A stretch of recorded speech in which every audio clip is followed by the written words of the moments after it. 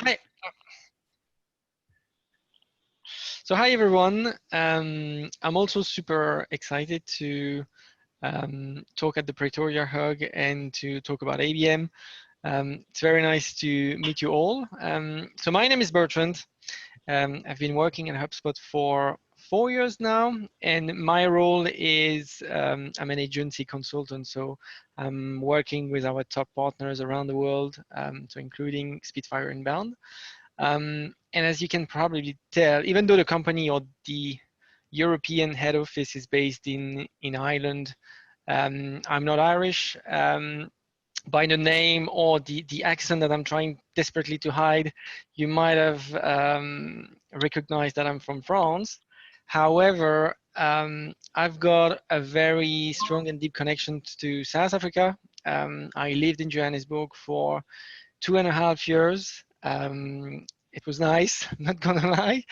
And my wife is actually South African, so very strong connections with South Africa and Johannesburg. Vela, I'll let you introduce yourself as well. Great. I'm not from France, nor do I have a wife. But my name is Vela. I work at Spitfire. I work in business development as well as marketing consulting. And I'm primarily going to be showing you some cool sales tools that you can use in your ABM efforts. And if you have any questions regarding them, you can book some meetings with me and maybe I can sell you a strategy. I'm joking, but please feel free to ask any questions. Great. So today we're going to talk about different things. We're going to break down the presentation into several parts. So first of all, we want to talk about ABM and what it is. Then we're going to talk about the methodology around ABM, and in the last part we'll be showing you how HubSpot is helping you with your ABM efforts. So we'll be going in the tool, showing you some cool stuff that we've recently launched around ABM. So let's dive right in. And the first question that I have, and actually I'm going to ask that question to you guys. I'd like to know what's your understanding of ABM, and if you have any experience. Let's start with what does ABM means to you?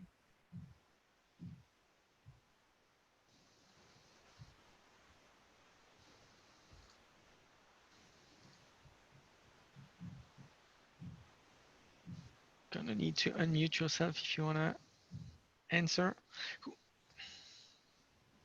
Okay, so I'll chip in there a bit. I think ABM for me is it's a collaboration between marketing and sales that looks at your often high value clients and is a real unified effort in order to reach out to them, to sell to them, to deliver services to them in a way that is in a true partnership. So I think it's a very collaborative approach to sales. Yeah, absolutely. So does that mean? So thank you, Alison, for answering the question. That's pretty spot on. But does that mean that no one in the audience today has experience with ABM? Is it all new for all of you guys?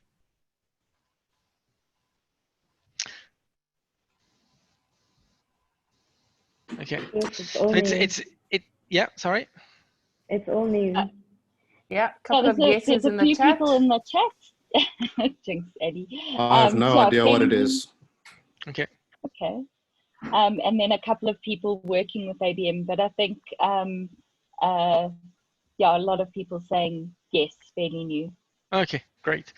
Okay, so first of all, I've been talking about ABM, but ABM stands for account-based marketing. Okay, and this is kind of our definition of what account-based marketing is. So it is a marketing and sales strategy targeting a single organization and designed to influence many stakeholders.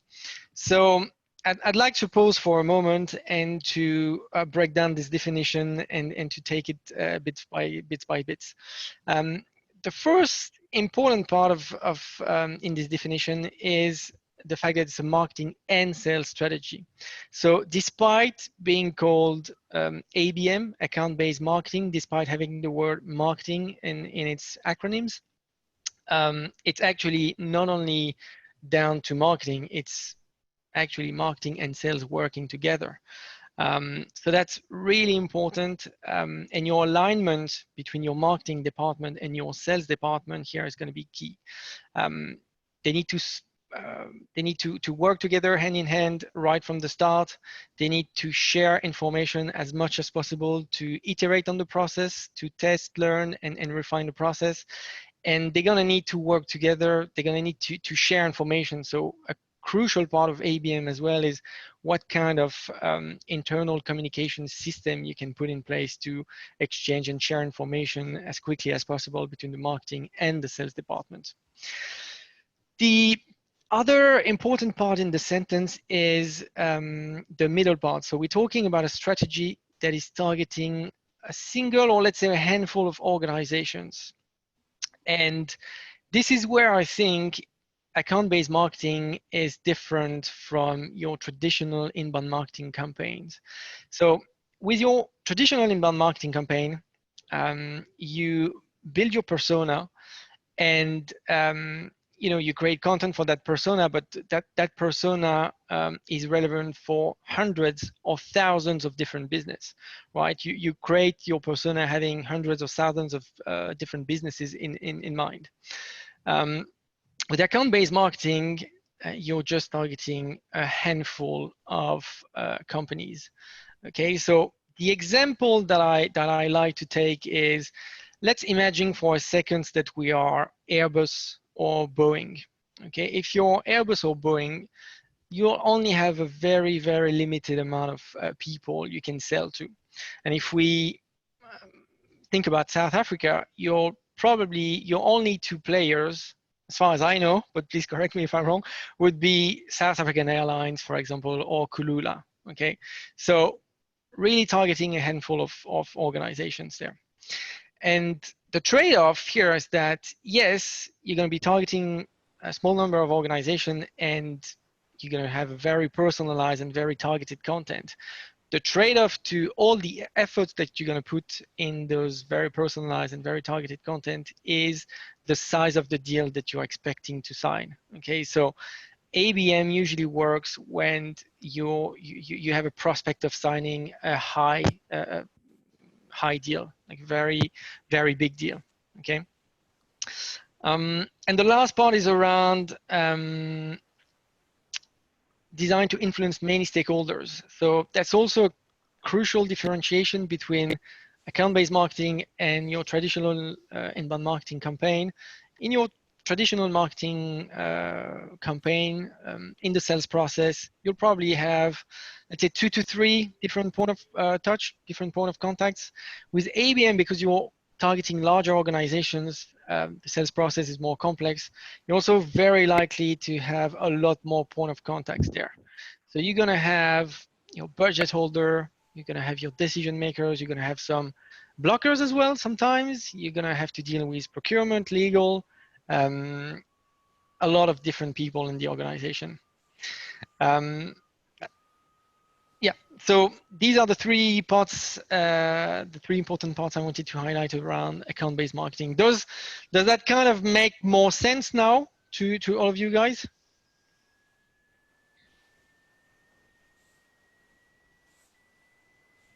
Checking the chat in the meantime.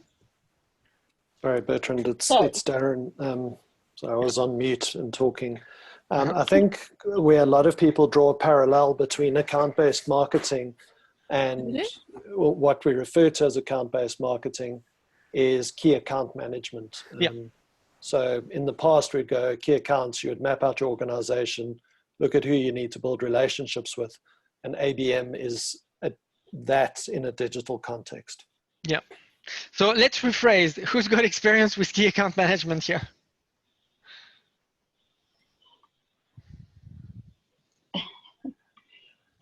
Yep. I think lots of us. Quite a lot of yeses, but I think the fact when you say that it's combined between marketing and sales, I think the name is almost confusing to go account-based marketing, because it makes it sound like it is so one-sided. So I think that definition really helps a lot. Absolutely. And so, for example, Bianca, so you're saying you've got experience with key account management. I'd like to hear the type of stakeholders you usually meet with. Like, what kind of stakeholders do you usually have to meet with in this kind of sales process? Okay, so for example, I'm just going to use one of our clients, which is, for example, Spa. We would target either the shops themselves because they are individually owned. So we would either identify who would be the key person in that field to talk to regarding cartridges, supply and hardware, supply of MPS services, those types of things. But for major accounts where it's a one organization, we would usually target procurement departments. We would target operations departments, depending on what's offering and service we want to promote to them. Okay, and when you say you're targeting different departments, does that mean that you've created special assets to reach out to these people? How do you reach out to them? Yes, correct. So we would either do email marketing to them if we do know the contact person and the contact email address and all those types of things. We would obviously target them on LinkedIn, where we would do a LinkedIn outreach and base our outreach to them personally from our director's account, for example, and contact them directly like that.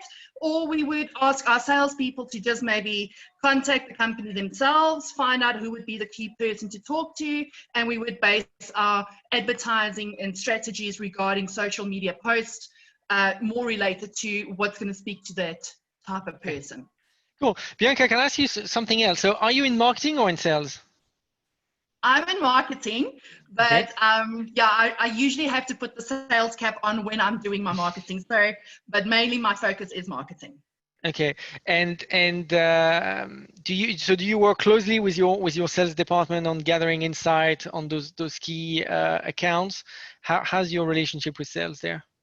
100%. So, more recently, I've taken on a role where I want to engage with my salespeople a lot closer, so that we can kind of close that loop between marketing and sales and get a whole holistic approach to targeting them in marketing and sales and closing that loop with the sales process as well, because we've got a very long and outstretched sales process as it is. But I think the main thing is having that close communication with your salespeople so that they can feedback to you what your efforts are, what is speaking to the people, what's working, what's not working. So kind of A/B testing as well as you go along. Yeah, cool. Thanks, Bianca. Great. Before I move on, anybody else want to share their experience? No? Okay, so who's a good fit for ABM or key account management? So we've kind of talked about it already, but I just wanted to compile that very clearly. So key account management or ABM, you need to target high value B2B products or services. So you need to make sure that, all those efforts you're going to put in personalizing the content are going to pay off. So the average deal size needs to be quite high. Finite number of target companies. Once again, think about Boeing or Airbus. You're very likely to have to meet with different people, different departments. And so as a result of that, requires a lot of personalization and content. Having said that, once again, key account management, we can consider that as kind of a subsegment of inbound marketing. I would say that the main difference is that with your traditional inbound marketing campaign, you're primarily focusing on volume, the volume of deals that you're gonna bring through or bring in. With account-based marketing or key account management, it's mostly gonna be focusing on the value of those deals. Okay, cool.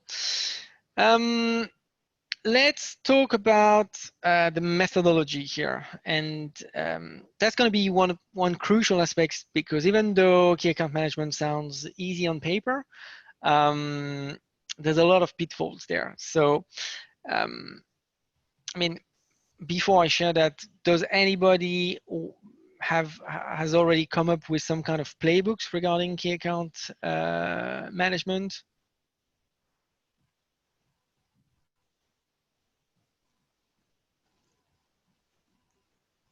No? Okay. So that slide is going to be very useful for you guys. So here I would say that if you want to roll this out properly, we would really recommend following those 5 steps. The first step being building your team. As Bianca mentioned, your alignment between marketing and sales is going to be crucial here.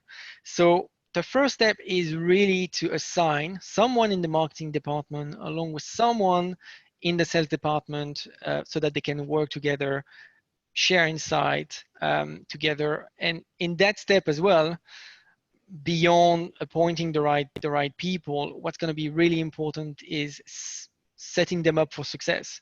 So I'll show you in just a minute how you can set them up for success in HubSpot. One of the crucial parts here is picking an internal tool that will allow you to communicate effectively and to share those informations between the sales and the marketing department. So that part is going to be very, very important. Once you've created your team, it's going to be the step number 2 is going to be identifying your key accounts. So here we would really recommend for the marketing and the sales organizations to sit down together and to agree on what a key account would look like. So think about the different criterias that you could come up with and agree on that would define a target account. So some examples would be around revenue. So revenue would be a criteria, geography, where's the company based, the type of industry, any kind of criteria would be relevant, but you need to agree on that. Just to give you an example, for HubSpot, for example, one of the criteria would be the size of your sales team. Okay, so if you're in an organization and the size of the sales team is between 50 to 100 people, that would be a target account for us for the enterprise level, for example. Okay, so you just need to come up and to agree on those criteria and what makes an account a target account. Bertrand, if I can just chip in there. Yep. One of the key things, and people often struggle to identify when they're doing this, what is a good fit client? And sometimes if you start the other way around and say, what's a bad fit client for us? So you can start to eliminate industries and businesses by going, we don't want to deal with this. And sometimes people go, well, I want Vodacom because they're the biggest company in the country. But they might not be a good fit for you because it's a highly competitive environment, or they might actually be too big for your organization at the time. So going, what's a good fit it's equally important to say what's a bad fit. Absolutely. Absolutely, totally agree. And that tip is actually also applicable when you do your personas. Sometimes it can be a bit difficult to build your persona, but if you're struggling, think about who your persona shouldn't be, and that will give you a good start there as well. Absolutely. Step number 3 would be creating your account plan. So you've got your team. You know what kind of accounts you want to target. Now you're going to need to create some marketing and sales assets to target these companies. So here, I think what's really important is, once again, for the marketing team and sales to sit together, and it's mostly for the marketing team to understand the different steps in the sales process. Okay, so you should sit, or I would recommend sitting with the marketing, with the sales team, and ask questions like, how do you get the attentions of target accounts? What would be a good icebreaker, for example? And that will give you some ideas around the kind of content that you could create to, get their attention for the first time. And then beyond the first interaction, in the sales process, what are the important steps in that sales process? Okay, are those clients asking about case studies? Are they asking about product comparison? When you're dealing with the legal departments, what kind of questions do they usually ask? Because that will really allow you and really allow your marketing team to create the right marketing and sales assets. And we'll see also how you'll be able to send those assets, or send those assets to the right people using lists in just a moment. Step number 4. So you've got your team, you've identified your account, the account plan is ready. You need to put that first foot in the door. Okay, so how do you get your target account's attention for the first time? And we'll see that you can use ads, you can use a bunch of other tools, including some tools in the marketplace, to do that very effectively as well. And lastly, forge relationship. So from the moment you've engaged for the first time with those target accounts, how do you nurture the relationship with those target accounts? And some of it here is about making sure that no one falls through the cracks.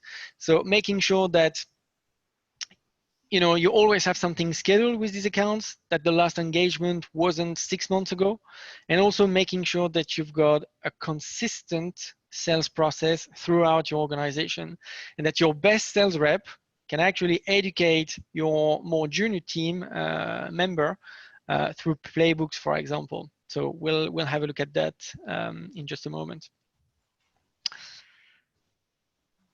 Any questions around the methodology here? Or does everything make sense? All make sense? Makes sense. Perfect.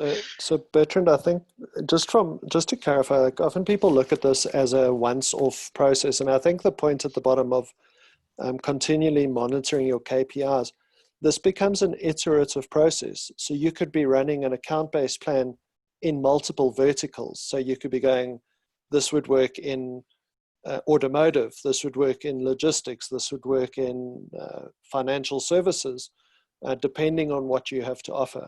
And you can make sure that you are rolling it out in a managed way that feeds the leads the right information per vertical. So absolutely. Realistically, you're not going to get it right the first time you try. So you could very well try different approach with different industries, but also out of all the different marketing and sales assets that you're going to create, it's very important to keep monitoring key KPIs for you, because you'll probably have different marketing assets that will perform differently. And the thing is, if you're once again Boeing or Airbus, and if you see that a specific asset has been working very well with South African Airlines, for example, it's likely to work very well with Kulula as well. So that's where you need to keep an eye on the metrics, keep iterating, drop the assets that are not producing many efforts, and keep iterating on the ones that are working. If you see that one of the webinars has been working very well around a specific topic, can you elaborate on that topic, or should you make it a recurring meeting, for example? Just to give you an example, for agencies, for example, for HubSpot agencies, doing product demos could be something that's working well. So instead of doing product demos on an annual basis, maybe you can do that on a monthly basis, and then you generate a lot more leads. Absolutely. To do key account management, there's lots and lots of different software, piece of software that you could potentially use. And we've just named a few on that slide. The beauty of HubSpot, if I can say so, is that you'll be able to go through the whole methodology without leaving HubSpot. So that's kind of where we add the most value, is that you'll be able to follow that methodology all in HubSpot. Okay, so let's, enough about theory and methodology and everything. Let's talk about how you do that effectively in the tool. Okay, so let's focus on step number 1, building your team here. So let's go into the tool. This is a demo portal. So when it comes to key account management, what I'm showing you at the moment is going to be your central command. So this is a view, a tab that we've added to your portals recently. It's called target accounts. And if you click on target accounts, that's what you'll see. So it's really kind of your central command for anything key account management or account-based marketing related. So what you see here is all the companies that you've marked as target accounts, along with how many of them have an open deal and the total value of those open deals. So this dashboard gives you a quick overview of the potential revenue that you could bring in through target accounts. It also highlights some of the gaps you could have in your database as well. When you sell to key account management, it's very important to map out the roles and responsibility within your target organization. And arguably, some of the most important role will be who's in charge of buying, who's in charge of, so who holds the budget, who holds the decision. Sometimes it could be 2 different persons. So we're also highlighting here the companies for which you don't have populated that information. So we're highlighting here essentially potential revenues along with the gaps in your database. On the left-hand side, so you can see open new task, no log call. So any target accounts with no open tasks, very important to keep the relationship going. So if there's no task open at the moment or no follow-up, that's not necessarily a good sign. No log calls, no meeting, no open deals, no decision maker, and blockers. So if you want to see all your accounts that have a blocker, so something that's going like against your software or against your product in the organization, you can also have a quick look at this view. So all of that looks, I think, very nice and very neat. However, in order for this dashboard and for this view to populate, it is crucial to train your team to use 3 essential properties in HubSpot. And that's when I said it's important to set up your team for success. That's a big part of it. So once again, in order for this data to populate, you're going to need to use a couple of properties. The first property, so there's 2 company properties that you'll have to use and 1 contact property. So the first company properties that you'll have to use is very logically your target accounts. So whenever you need to mark a company in your database as a target account, you can just use this property. So it's a yes, no drop down, very easy. And if you click yes, that company is going to be marked as a target account and will be counted in the total here. Just now, I'm going to show you how to, mark companies as target account at scale. So you won't have to do that individually, 1 company at a time. There are ways to do that at scale. I'm going to show you that in a moment. The other important property that you'll have to use is called ideal customer profile tier. So what this is so within your target accounts, you're going to have different level, you're going to have different layer. Okay, so within your target accounts, you're going to have your top priorities and you're going to have your good fits. Okay, so this property allows you to segment your target accounts by kind of order of priority. Okay, so you've got tier 1, tier 2, and tier 3.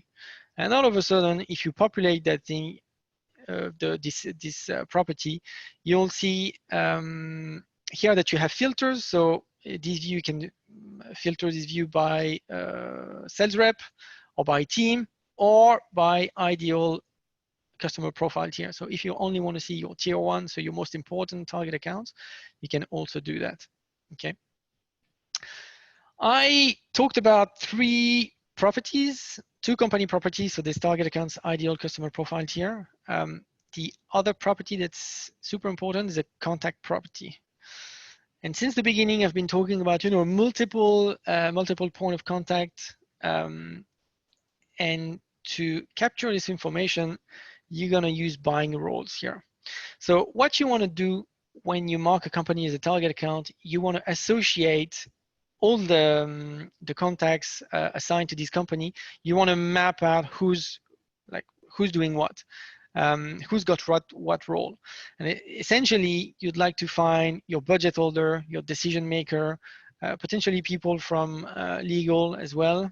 Hopefully no one as a blocker, but this buying role property will allow you to see which contact is in charge of what. So also very, very important to use that one there.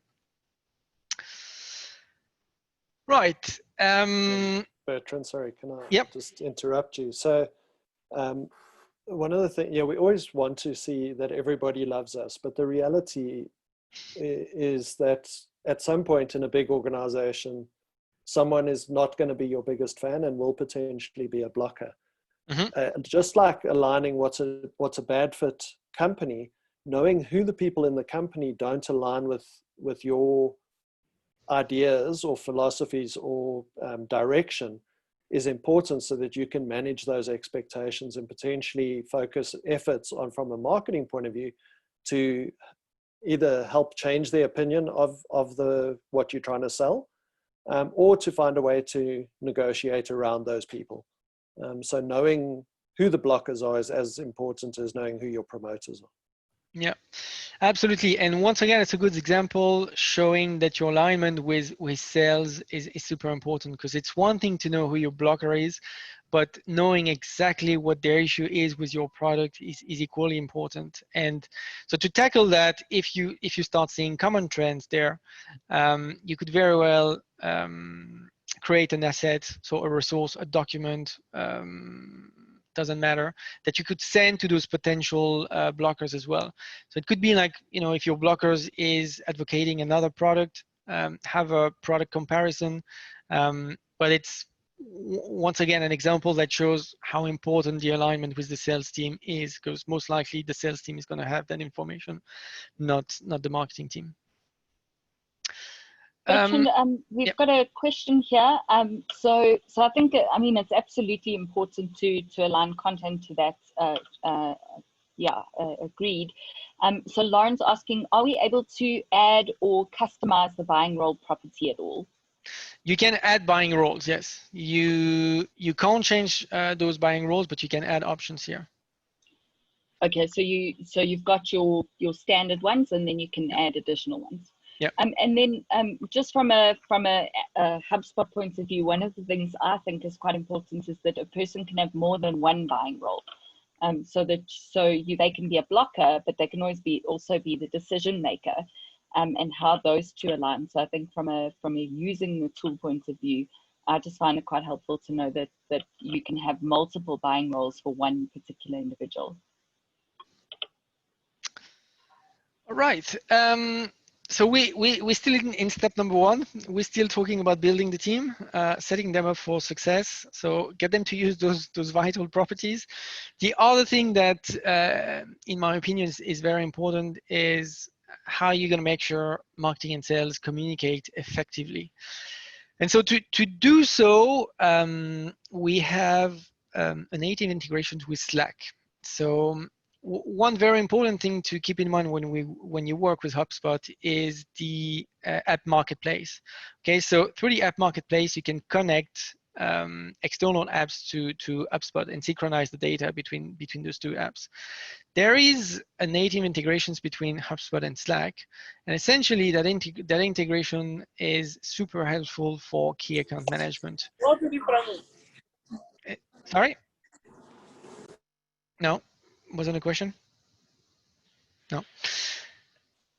So essentially, what the Slack integration does is let's say you've just marked a company as a target account. Let's say Microsoft is one of your key accounts. What you'll be able to do with the Slack integration and workflows automation is to automatically create a Slack channel for that new target account. So you'll have a Slack channel called Microsoft, where your marketing and sales can exchange, share information, share updates around the progress. Very important to keep the sales and marketing aligned there. So when we talk about setting your team up for success, that's one thing to consider there. I'm conscious that not everybody is using Slack at the moment. We're working on another integration, this time with Microsoft Teams. So if you're using Microsoft Teams as your internal communication system, watch out, it should be available pretty soon. And just as a reminder as well, so we have our annual conference, annual kind of product conference next month, on the 23rd of September, if I'm not mistaken, or around this date. You can register. Some conferences are for free as well. So if you want to know more about what's coming up in terms of product and potentially around the Microsoft Team integrations, that would be a good place to learn. So Bertrand, I think what we'll do when we send out the follow-up email from the event, we'll send, I see Ali's put it in the chat, but we'll also send out the link so that people can register as well. Yep. Yeah, and then in the chat, people are just saying, Amy Louise says she loves that Slack HubSpot integration, and people are quite excited around. So Esther's very excited about the Microsoft Teams integration. Cool. I'll make sure to send some love on your behalf to the product team. So step number 2, remember, step number 1, build your team. Okay, I think we've nothing left to say around this. Step number 2 is identifying your target accounts. So what you want to do here, once again, you want marketing and sales to sit together. You might want to start with what a target account is not, to refine the criteria, so that you can, in your database, then update every companies and mark companies as target accounts if they need to be marked as target accounts. However, the last thing you want to do once you've identified the criteria, the last thing you want to do is go through the list of all your companies one by one and click yes, target accounts. So how do we help you do that at scale? So that's where workflows comes into play. So when you go into workflows and you create a workflow, do we still have space to create workflows? Yes. And you go into companies there. So we've got a workflow template called sort companies by ideal customer profile fit. Essentially, that's the workflow. Okay, so we can assume that marketing and sales have sat together, and that they've defined those criteria as key criteria to be a key account. Okay, so revenue is greater than $1 million rand.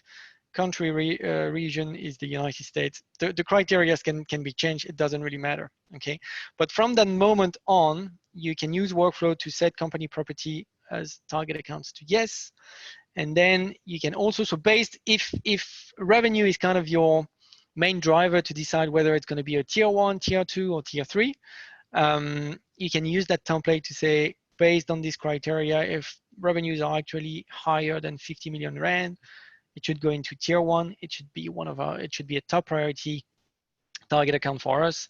If it's between 10 and 50 million rand, it should be tier 2. If it's less than 10 million, it should be tier 3, for example. Okay, so that's one way we can help you to quickly map out or to quickly update your database when it comes to identifying target accounts.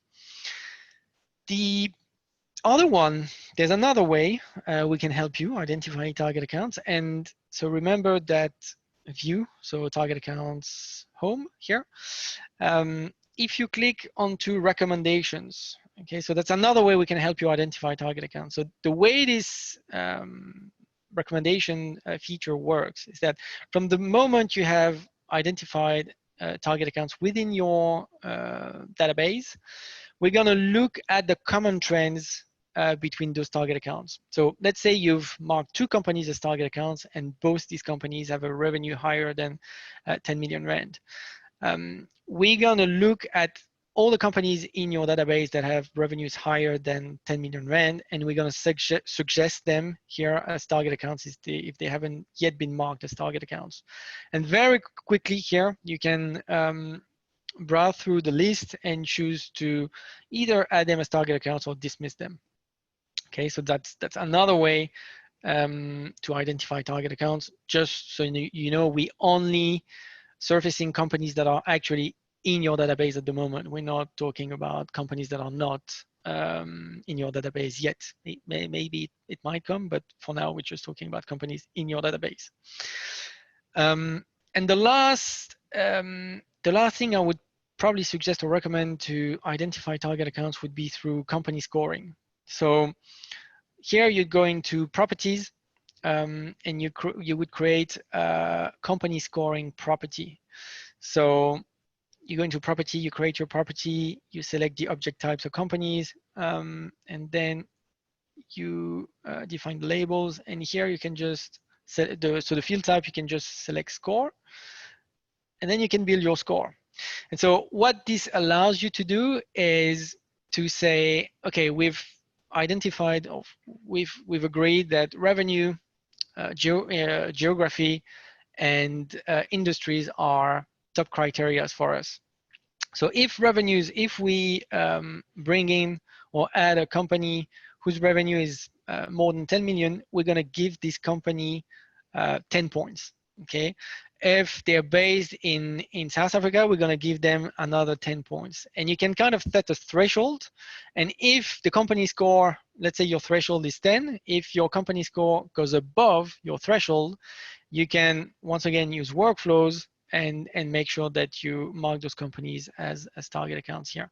So another great way to surface and identify target accounts, you can see here that you've got positive attributes as well as negative attributes. So it echoes what Darren was saying around, okay, who's not a good fit as well there. All right, any questions about that part? No? I don't see any questions in the chat, but Rio asked, he's interested in company scoring. What are the best metrics to consider using there?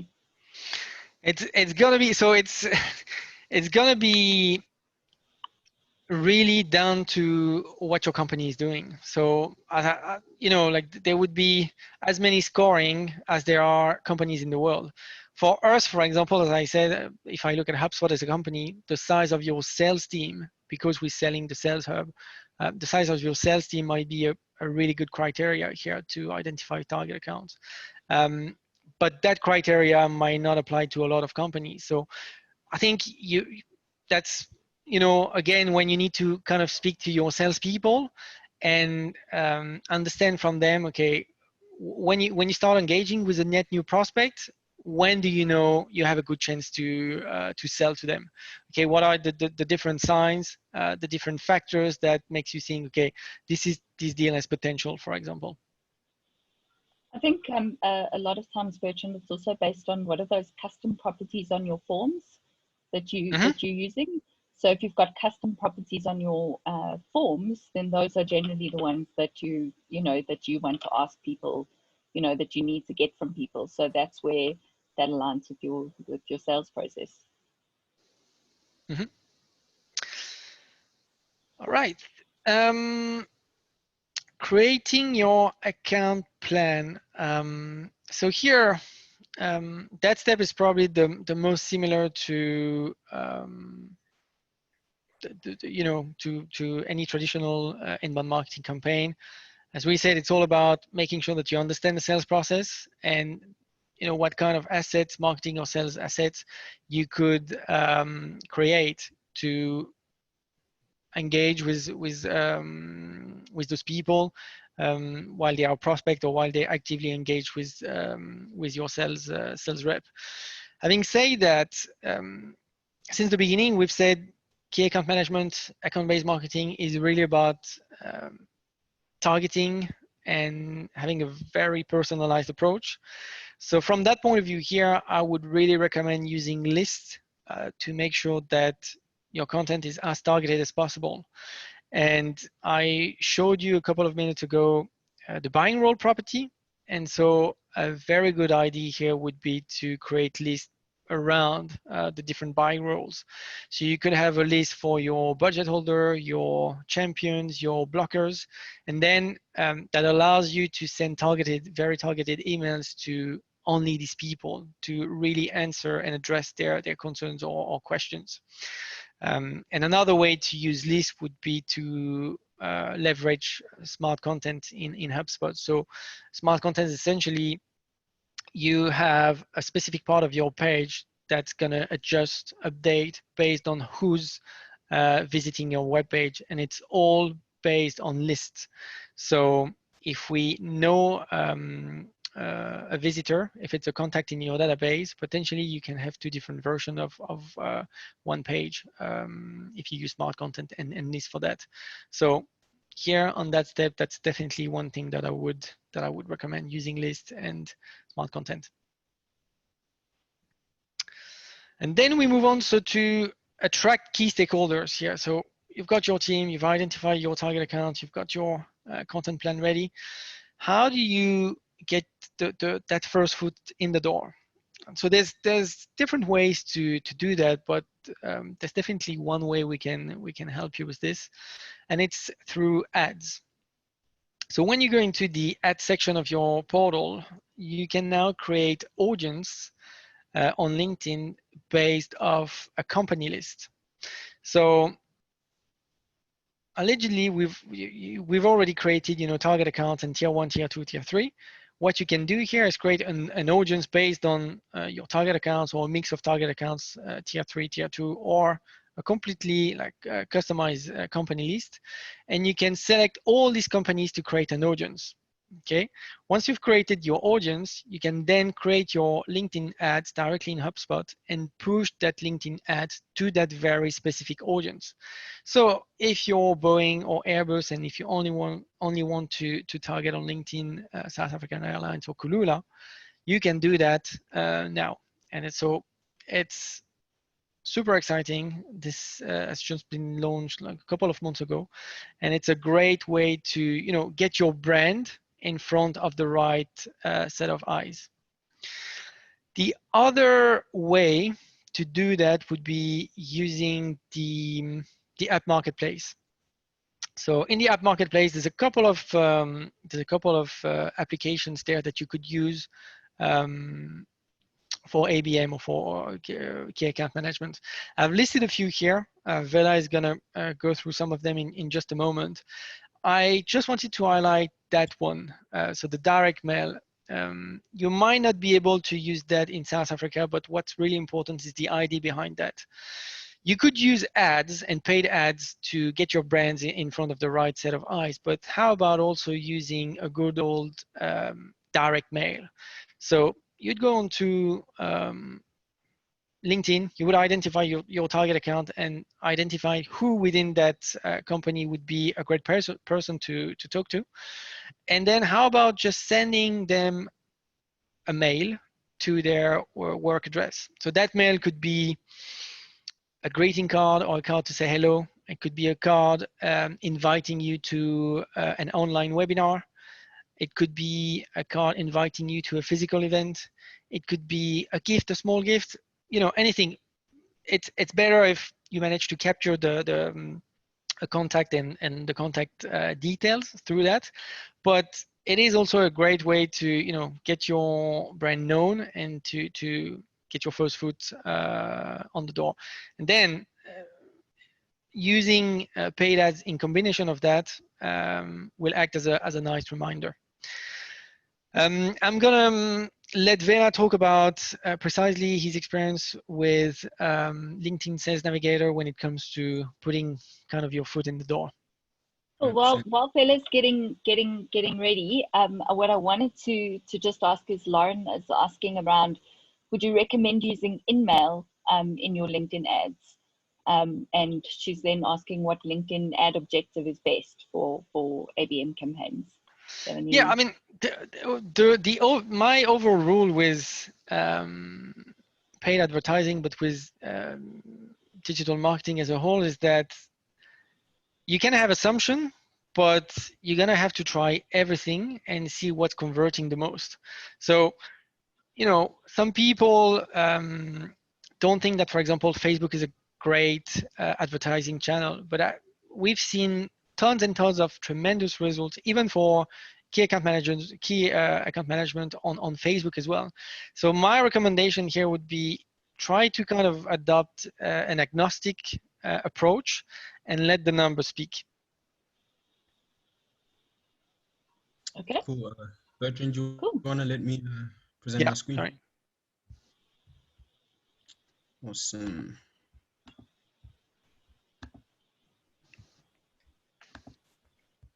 All right, great. Can you see my screen?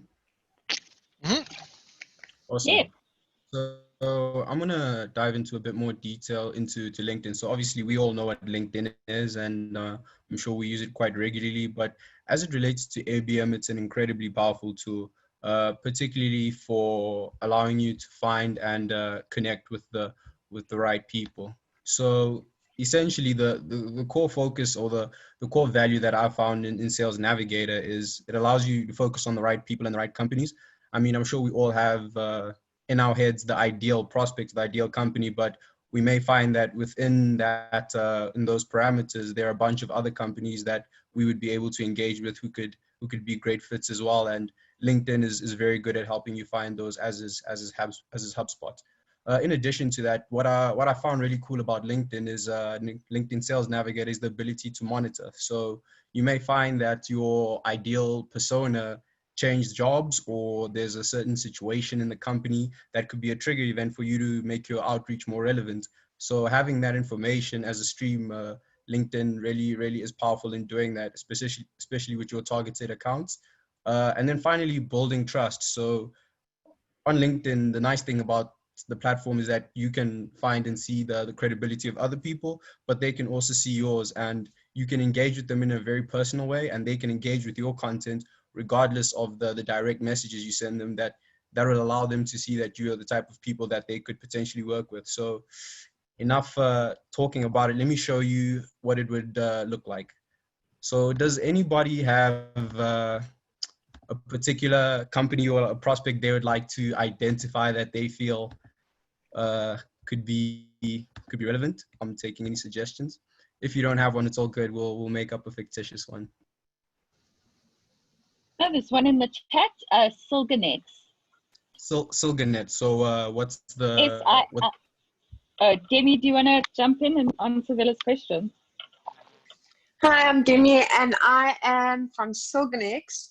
So myself and one of my colleagues is actually on this call. If we could try and look up Silganex, I am part of marketing, so a lot of this stuff is very informative. Okay. So yeah, Silganex. So, SIL. okay, that's great. And within the company, is there like particular people that you would? SIL. Oh, SIL, not SYL. It's like that? GO. Oh, okay. GONEX. I missed it completely. Cool. So within the company, I'd imagine you don't necessarily want to talk to anyone. There's a certain maybe position that you'd be looking for, or a certain seniority level. Do you have any idea? I actually have no idea. So should we say someone who's a senior person? Yeah, let's do that. So we'll say senior, and maybe answer that. So we obviously now we know that there's a particular person and a particular role. Is there a particular function that they have, a job function or a job title that you're looking for? Possibly CEO or COO or CFO.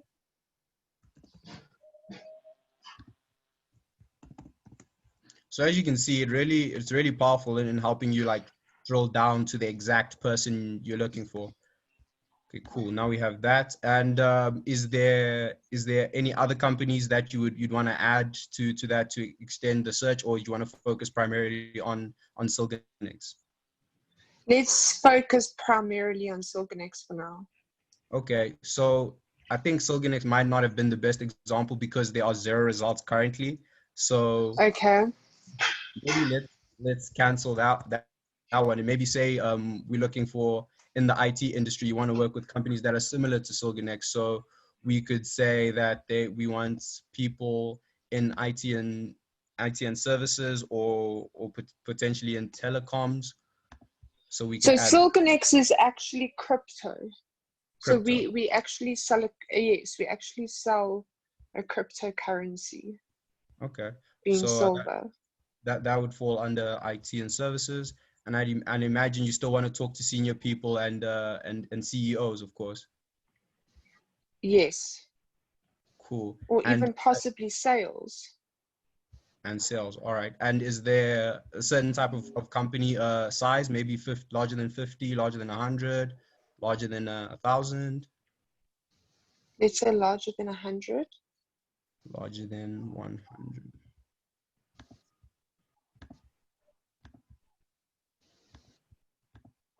And then is there any particular keywords that your prospects use, or would they be in certain groups, or it doesn't really matter at this stage?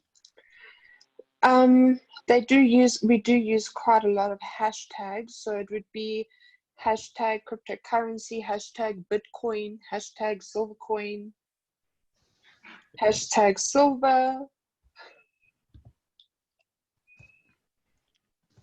No, that would be...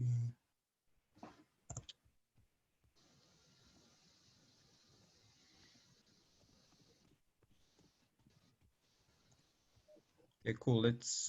Well, crypto is not a good one, but let's just cancel that for now. Let's do silver coin.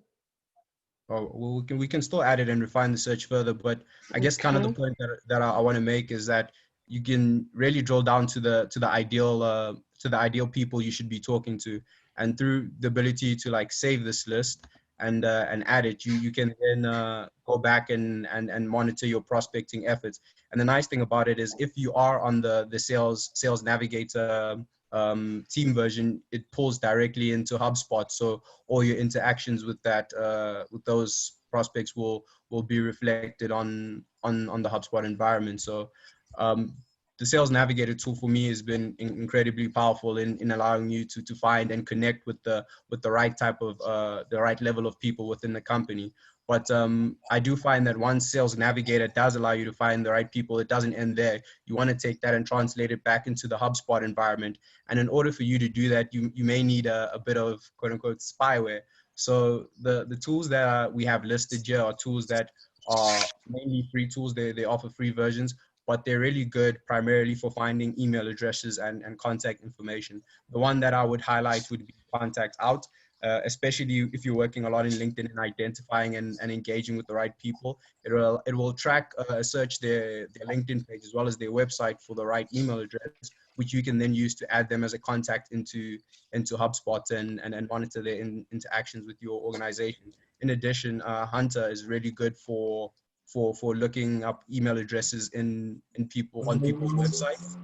It's also a free tool. There obviously are some limitations. If you use it more than 50 times in a week, it will force you to upgrade. But the combination of these above tools really work well in that identifying and engaging stage of ABM. So please feel free to just go on the Chrome store and download these plugins. They're very easy to use, and they're very effective if you're trying to get the contact information of people. So that being said and done, once you've identified the right people and you've gotten the necessary information you need, it's now time for you to engage. So through doing ABM, it's important to kind of make every engagement count. You don't necessarily want to be lost within the inbox. So what we found is really cool is a tool called Vidyard. Within the HubSpot environment, you do get HubSpot video on I think on the pro packages. But Vidyard is a really powerful tool for personal, effective, and scalable outreach. So this is a video I made for Nicole, because Nicole's awesome. I'm just gonna play it here quickly.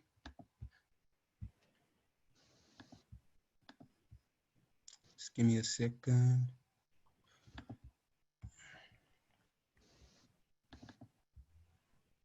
Sorry guys, I'm having some technical difficulties here. Awesome. Okay, cool. So Bella here from Spitfire Inbound. The reason I'm actually reaching out is I noticed your profile on LinkedIn. I saw that you were in a sales leadership position, so these ones, and through doing that, it's allowed. So the nice thing about this is, as you can see, it's personal. It's very personal. I'm in my bedroom here. In addition to that, you're able to add cool call to actions within the video. So I'm just going to click on this link here, and this is going to take you to, you can take it to a website, or you can take it to a landing page. This is our website on the video quick start program. So the point I'm trying to make here is through using video outreach and having a nice journey in mind, you're able to really make the engagement process very frictionless for the prospect.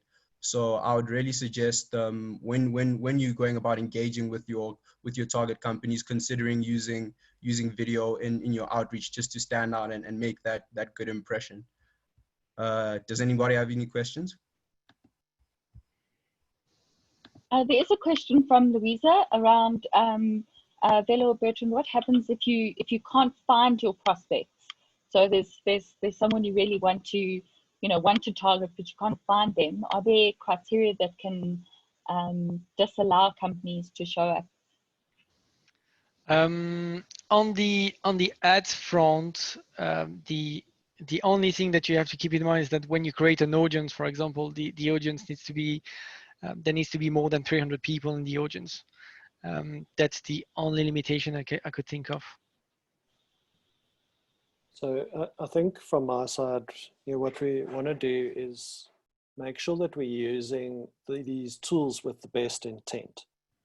So if you look at inbound marketing, it's about adding value and being helpful. And the solutions that we sell are to the people that would find those solutions helpful to them. So it's not about using the tools to create a list so that you can spam a whole bunch of people and just see what sticks. It's about being very targeted in your approach. So in Vela's video, he's saying, hey, Nicole, I see that you are in this role, and I think this is why what I have to offer may be relevant for you. And he's adding value to that process rather than just going, here's a offer, buy it now. Yeah, because if you're doing that, then it's not really account-based targeting or marketing. It's just spam, and we don't want to be doing that.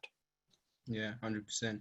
And I think the nice part, especially as it relates to the video, is the reports. So you're able to pull those reports back into the HubSpot environment, so you can measure the engagement and you can optimize your outreach to see where maybe you're lacking in this area. People aren't clicking your links, or maybe people aren't even opening your video because it's not relevant enough, something along those lines. So just having that ability to track and have the data is very important in making sure your ABM approach is very optimal.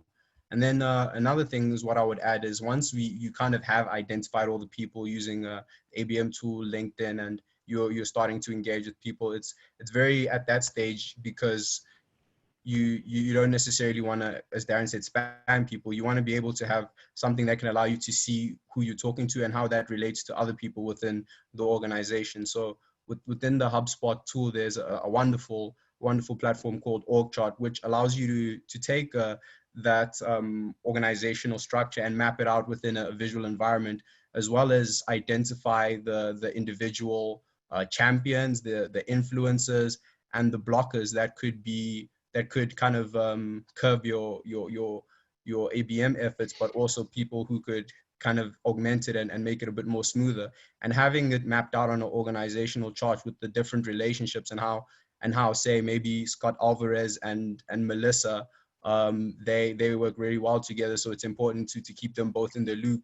Allows everyone else, particularly the marketing department, to have a good understanding of where as a company we stand in relation to the target account. So I'm just going to give you a brief overview of how that looks within the HubSpot environment. So yeah, here's the example of the org chart. So as you can see, you're able to identify the different influences here.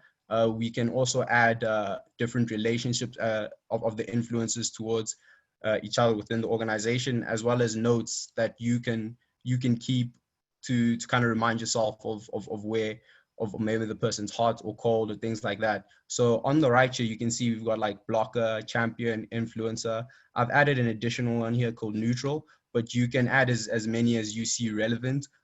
Everyone's preferences will differ, so it's all up to you. And the nice thing about it is having this org chart, it also allows you to have what they call a heat map, so you can see how active each individual has been within the database, as well as maybe on your website, and the overall relationship they've had with your company. So within this example here, as you can see, this is what the heat map would look like. So if you pay attention to the middle here, knowing that this person is the most active could kind of give you that insight you needed to be like, okay, maybe I should be engaging with that person because it seems that they've been consuming our content, or they've been visiting our website, or whatever they have been doing, but the awareness in their mind is highest. So it really allows you to create a more relevant and targeted outreach. Is there any questions?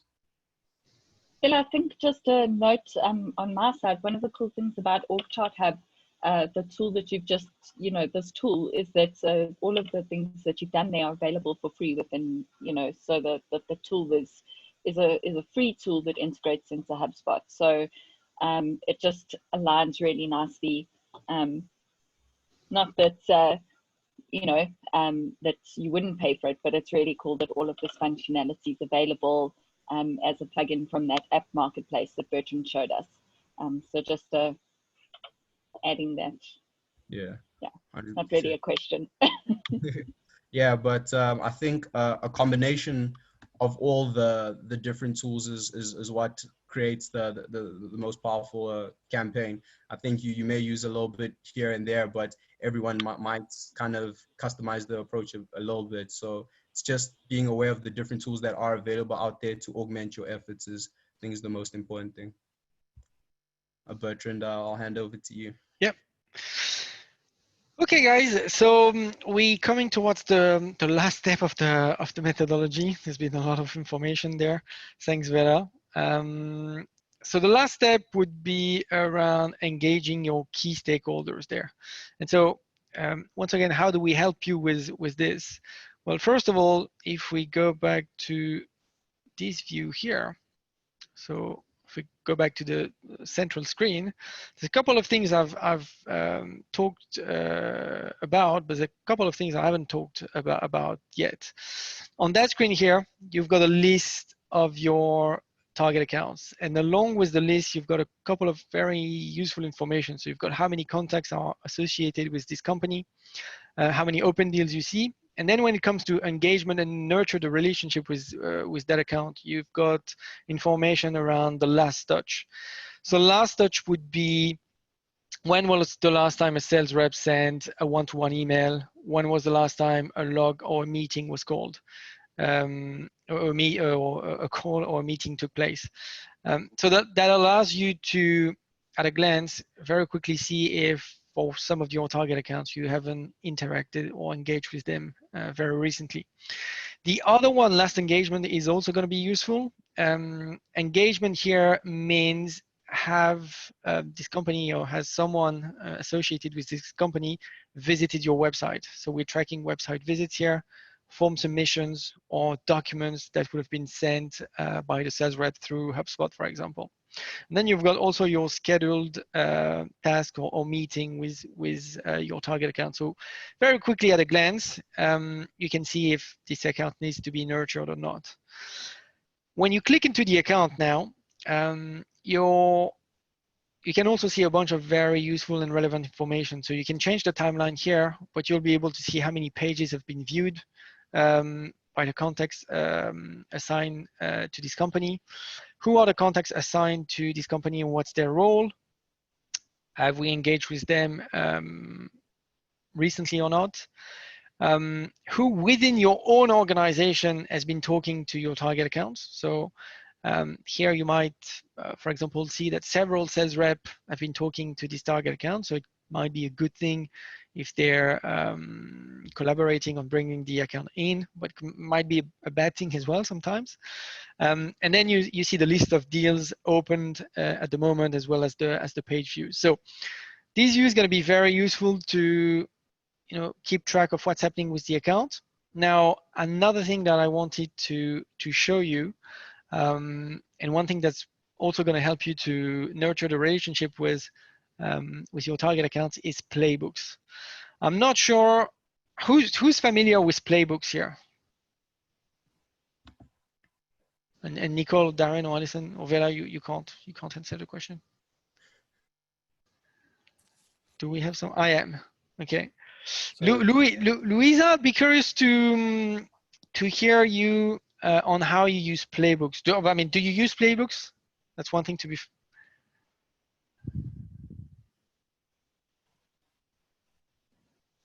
Okay.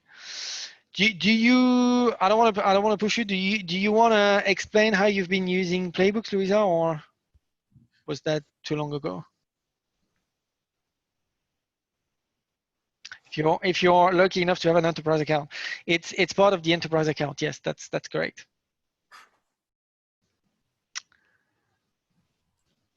All right. Unmuting me. That's fine. I think most people on the call are not in an enterprise account, so I'd go through this pretty quickly. Yeah. Okay, cool. Yeah. So just to explain very quickly, playbooks allow you to create a script for your sales rep, and so your sales rep can follow that script whenever they engage with a new prospect. So that allows you to make sure you've got a consistent sales process. That also allows you to make sure that the correct data is being populated in HubSpot, because here you have notes, but whenever you ask a question, you have the options to actually capture the information directly into a contact or a company properties, for example. So especially these days when onboarding is being made more difficult because your new sales rep, for example, might not be able to go to the office and to get some trainings at the office, these kind of playbooks could be very useful there. Right. Yeah, I mean, the last step would be measuring your progress through the progress you're making on ABM. To be honest with you, there's a lot of data and a lot of information there, but we've also created some more out-of-the-box dashboard for account-based marketing there as well.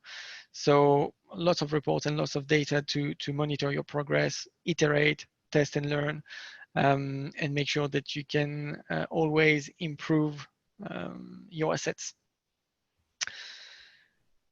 If there's no question about this, I just wanted to mention that in terms of product feature, most of what we've seen today, apart from playbooks, is part of the Pro package, okay? And most of what you've seen today is part of the Sales Pro package. The only thing you wouldn't have access to in what I've shown today in the Sales Pro package would be the ads part. So you need Marketing Pro to be able to create your custom audience and to create your ads directly in HubSpot. Otherwise, everything I've showed you is part of the Sales Pro package, right? The only thing I'll add is this view here. When you click into your target accounts, and if you want to have your account overview, you need to have paid seats to see this view. So you know, with Sales Pro comes with 5 paid seats. If you have a paid seat attached to your username, you'll be able to see that. Right, I think we can open it up to questions now. It must have been a lot of information, but hopefully valuable. So yeah, if you have any question, let us know.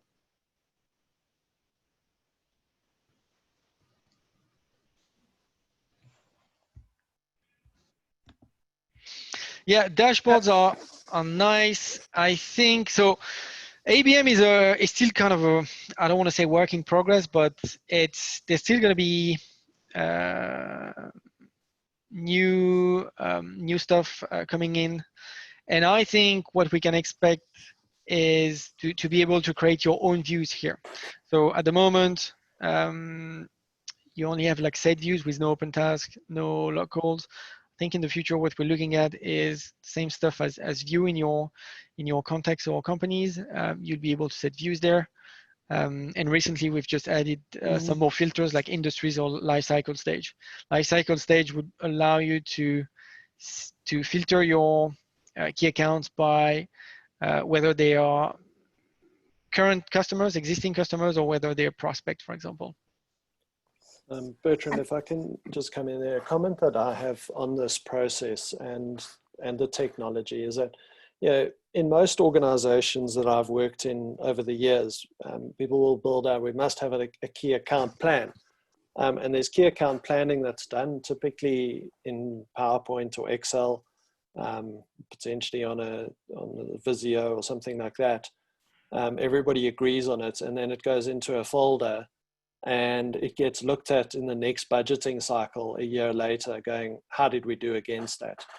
And I think what you want to do is to turn your account-based marketing or key account plan into a living document, something that you're able to work with every day, that will empower your team to close more deals and empower your customer to do more business with you. And I think that that's the real differentiator for me, is that it brings your account-based marketing and your key account plans to life, because you're now working on it every day and you can see the progress. Yeah, no, absolutely. When you think about it, key account management is not something groundbreaking. It's not something new.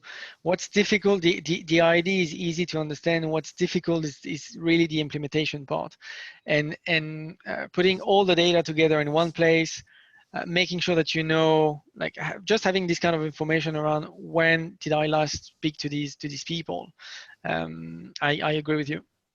And I think adding on that, Bertrand, is going back to what you said about the filters, that the filters are so incredibly useful to be able to really look in from a metrics point of view and see how you're doing, whether you're doing that as the manager, as a team member, or as an individual. That's you to get very granular. I think a question from my side, and it's a bit tying into Darren and Ali, what they said, is many times sales and marketing don't always speak the same language, but they want to reach the same goals. Do you have any tips on how to bring the teams closer together with ABM? So whether it's like a sheet that you're working on daily or... Okay. My main tip here would be, and I'm going to take HubSpot as an example. Okay, I'm in services, so I'm not in sales, but I work with the sales teams every day. And if you want the relationship between marketing and sales to work, you have to send a clear message that you're here to make sure sales is gonna hit their quota. Okay, so you need to make it clear, and once you've explain that your role is really to help sales address their quota, the conversation around, okay, tell me a little bit more about what a key, what a target account looks like. Give me the criterias. That whole conversation becomes a lot easier. That's from experience what I've seen. So really communicating and explaining that the marketing is here to support sales, I think it's that's the main first step here. And it's not always the case, because sometimes the department can clash together, and it's a matter of ego as well sometimes. But as soon as you get that out of the way, it usually works a lot better. Thanks. Bertrand, we've got a question. How will Zendesk work with HubSpot? Yeah, what